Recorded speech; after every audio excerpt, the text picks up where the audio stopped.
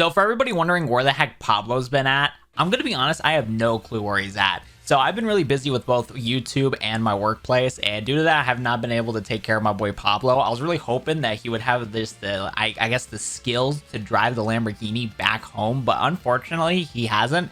And I did finally go back to the Wendy's parking lot, and I find out that the place is closed, the Lamborghini is gone, and Pablo's nowhere to be. So those Wendy employees probably quit their job, sold the Lambo, and have Pablo hostage. So I don't really know what else to do, but if you guys just want to give me some prayers and whatnot by leaving a like on today's video for just these troubling times, I'd really appreciate it. But trust me guys, next video I'll 100% find Pablo, so you'll have to wait and see. Until then, make sure to subscribe to the YouTube channel so you guys do not miss out on the insane story with Pablo. But without further ado, let's get into today's video. So it's been a while since I've made any videos on Duel Links here, or just talking about the new stuff, so I wanted to quickly mention about the forbidden and limited list that got implemented. I know everybody's been talking about it on how disappointing this forbidden and limited list is, because as you take a look at right here, Nekroz of Valkyries is getting limited to 1, and this is happening in November 16th, so it's going to be like a week from now, and like a week and a half from now at the time that I'm recording this video and hopefully uploading it. But it's really interesting to see that this card's getting limited because of the fact that potentially Konami is going to be adding a bunch of Nekroz support in Yu-Gi-Oh! Duel Links. I'm not too sure what type of Nekroz support they're going to be adding into the game yet, but considering that they are preemptively limiting a really good card for Nekroz right here, it could mean the possibility of getting insane cards like Shura, Strategist of the Nekroz, probably butchered my guy's name, Nekroz Cycle, and if they're crackheads enough, maybe we'll get Nekroz, Broniak, or Trishula. I seriously doubt Trishula, but Konami's been crackhead enough where I could see them implementing Nekroz and Broniak in Yu-Gi-Oh! Duel Links just to make some quick quiche. I don't think so though. I genuinely think that they're just going to add a lot of just the support for Nekroz that really gets the engine going, but are not going to implement any of the boss monsters, because Duel Links does have a history of incorporating meta decks from the TCG into Duel Links, but nerfing them a lot because they know of the capabilities of those decks, especially when they were broken back in the day in the TCG. So I'm not too sure what cards are going to be released, but considering that they are preemptively hitting a card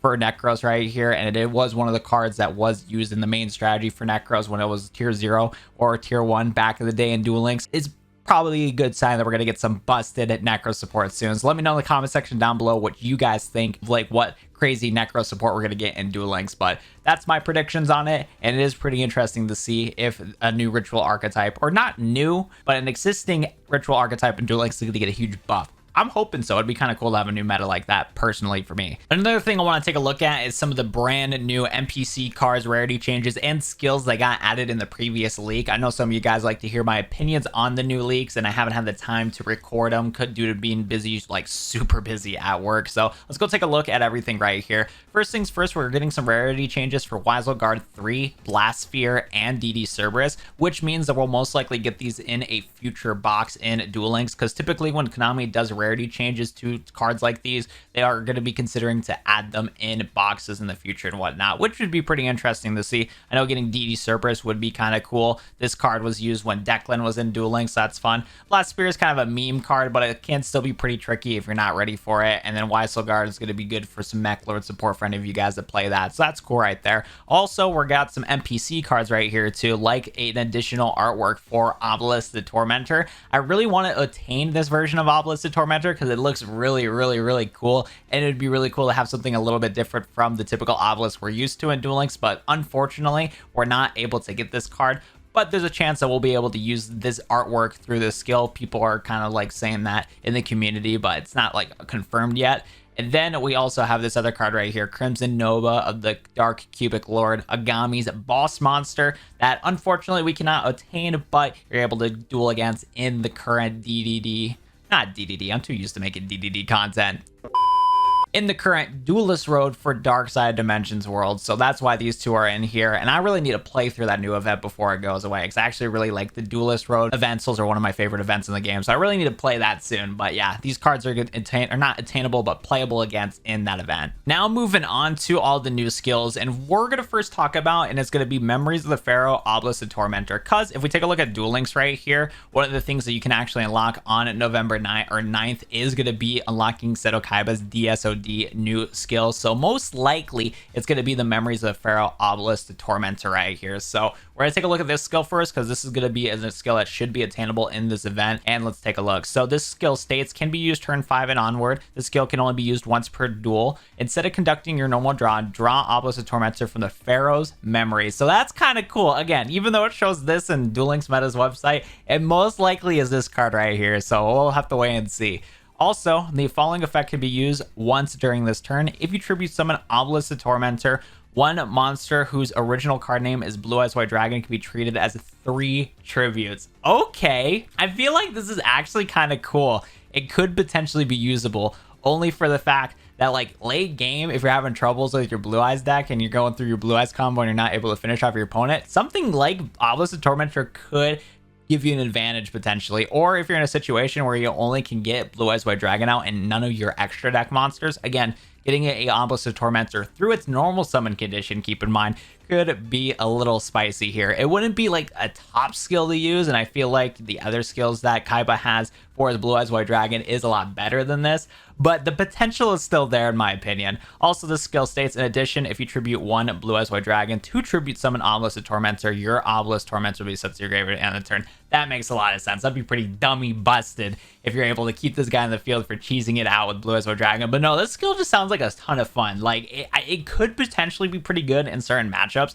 late game, but it is just a super fun meme skill. So I'm all for this skill, and I actually really do want to unlock this skill. It'd be actually a ton of fun to maybe make a video or do a live stream on it, that's for sure. So that's really cool right there. Moving on though, let's go take a look at the other 2 skills right here. So it looks like Yugi is getting himself a bonus skill. I'm not sure when this is going to be attainable yet, but it's going to be a Yugi skill right here. And this skill states, Master a Rites Super Soldier. Select one ritual monster from your hand to the graveyard and add one Super Soldier Synthesis from your deck to your hand.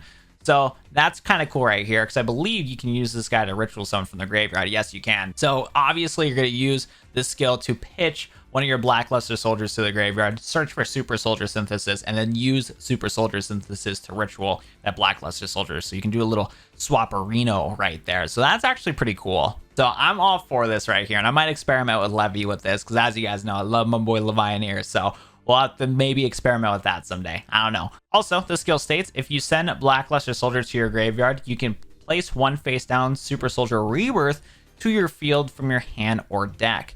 So Super Soldier Rebirth right here. What does this card do?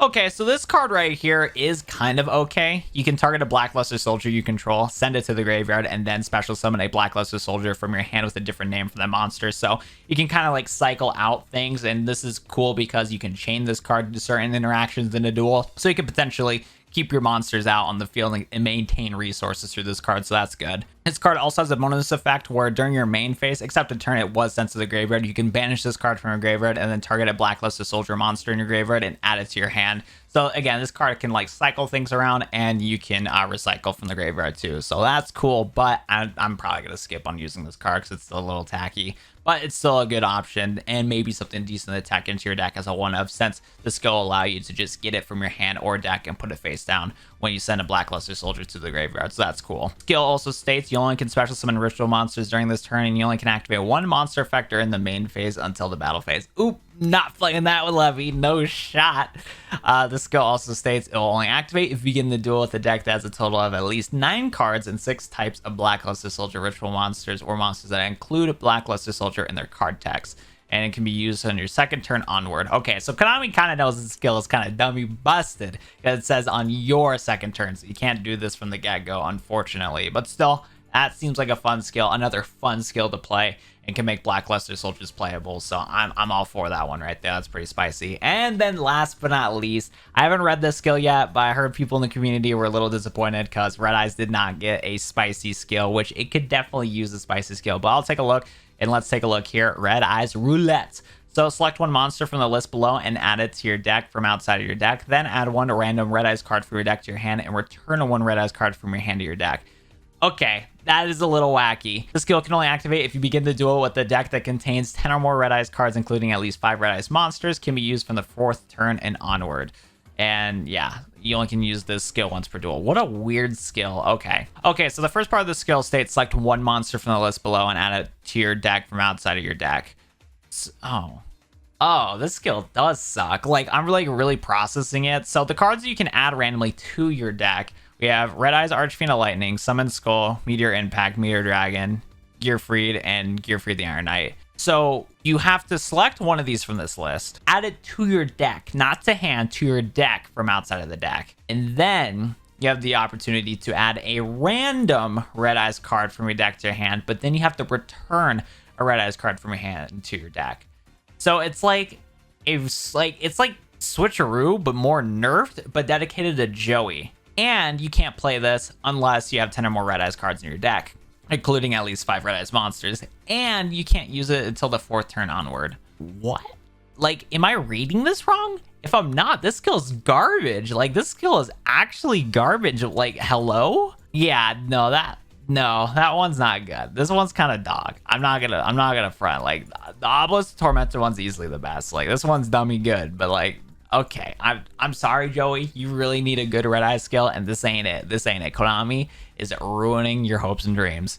And well, that's actually going to do it for today's leak review on all the new stuff. Let me know what you guys think in the comment section down below on these leaks. Sorry that I was late on this, but again, I've been super busy, and I've been in the background making some spicy content. So again, subscribe to the YouTube channel so you guys do not miss out on spicy content like that. And if you enjoyed today's discussion video on the new content, be sure to leave a like on this video down below. Other than that, that's going to do it for me today. Have a good one, everybody, and peace.